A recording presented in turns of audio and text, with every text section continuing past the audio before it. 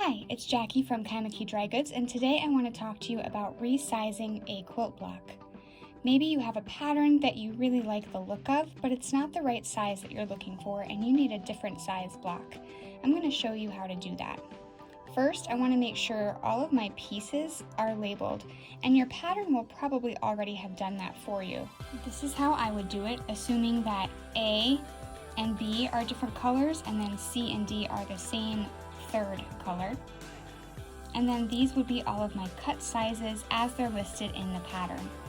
Now when I want to resize this quilt block, I do need to take that seam allowance into account, but I want to do the math on the finished measurements. So first I need to remove the seam allowance, which gives me these numbers over here.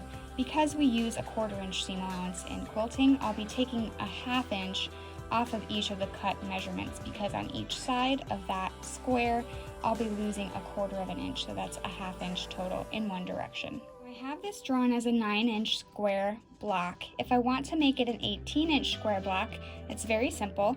I just need to multiply all these finished measurements by 2, like that, and then I'll add the seam allowance back in, like that.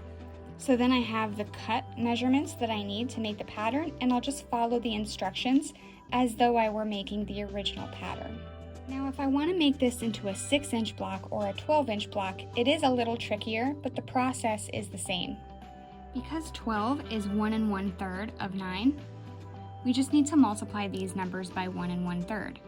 That might seem like an odd number to use, but because these numbers each easily are divided by 3, the numbers still come out in very usable whole amounts. So when I multiply these by 1 1/3, these are the new numbers that I get. And then I'll add the seam allowance back in, like that.